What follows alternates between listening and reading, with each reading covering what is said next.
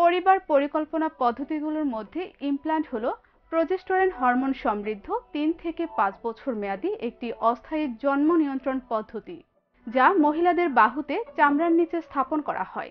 যে সকল দম্পতি বিয়ের পর একটু দেরিতে বাচ্চা নিতে চান বা সন্তান প্রসবের পর 2 থেকে 3 বছর বিরতি দিতে চান, তাদের জন্য ইমপ্ল্যান্ট খুবই কার্যকারী একটি পদ্ধতি।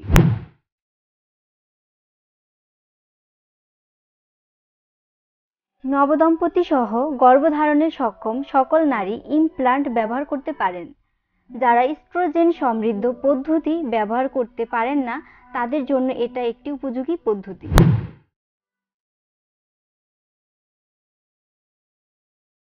এটি দীর্ঘমেয়াদী পদ্ধতি হিসেবে খুবই কার্যকর।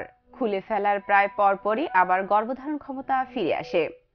নবদম্পতিরাও এটি ব্যবহার করতে পারেন। এমআর বা গর্ভপাতের পরবর্তী পরিবার পরিকল্পনা সেবায় ইমপ্ল্যান্ট ব্যবহার করা যায়।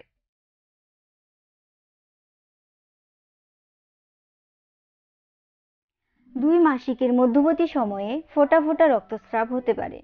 বেশি দিন ধরে অল্প অল্প রক্তক্ষরণ বা অতিরিক্ত রক্তস্রাব, এই সমস্যাটির হার খুবই কম এবং প্রথম কয়েক মাস পর এমনিতেই ভালো হয়ে যায়।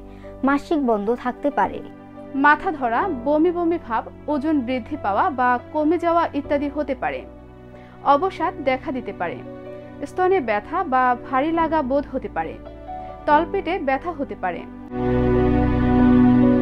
মাসিক একেবারে বন্ধ হয়ে গেলে, ইমপ্ল্যান্টের রড স্থাপনের জায়গায় সংক্রমণ হলে, তলপেটে প্রচুর ব্যথা অনুভব হলে, ইমপ্ল্যান্টের কোনো রড বের হয়ে আসলে, অতিরিক্ত ঋতুস্রাব হলে অথবা প্রচণ্ড মাথা ব্যথা হলে এবং চোখে ঝাপসা দেখলে, এ সমস্ত লক্ষণগুলো দেখা দিলে অবশ্যই স্বাস্থ্যকেন্দ্রে যোগাযোগ করুন।